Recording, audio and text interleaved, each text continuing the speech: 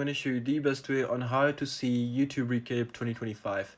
So it's very easy and simple. What you need to do is just go to your YouTube app, and once you're inside YouTube app, what you need to do is just go to your use section, and right over here you would be able to see your recap 2025 is here. So you just need to press on it, and right over here you can just go through your whole recap, and yeah, you can just watch like this. And here, as you can see, will tell you your top interest and everything like that.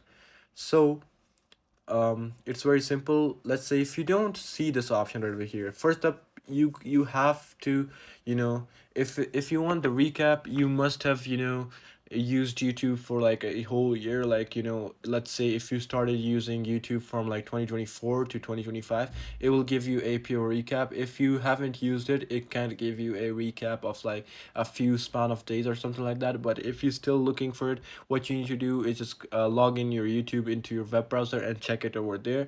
And another step is just going to your app store and make sure that your YouTube is updated and it's up to date.